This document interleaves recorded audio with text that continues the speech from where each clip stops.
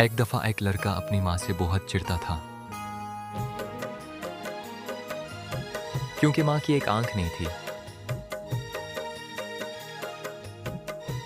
जब माँ का इंतकाल हुआ तो बेटे को उनकी एक पुरानी चिट्ठी मिली। माँ ने लिखा था, बेटा, जब तुम छोटे थे तो तुम्हारा एक हादसा हुआ था।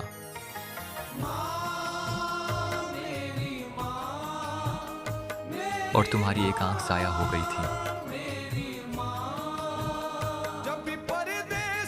मैं अपने जिगर के टुकड़े को काना नहीं देख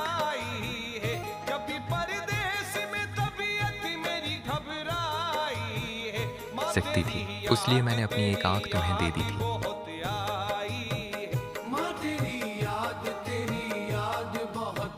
बेटा ये पढ़कर फूट फूट कर रोने लगा, लेकिन अब माँ वापस नहीं आ सकती थी।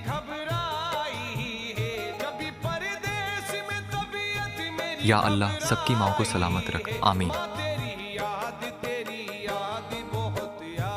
जो लोग अपनी माँ से सच्चा प्यार करते हैं,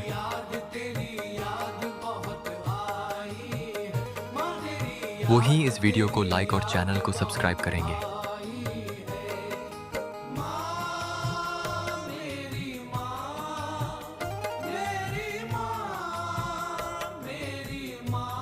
या अल्लाह मेरी माँ को हमेशा सलामत रखना, आमीन।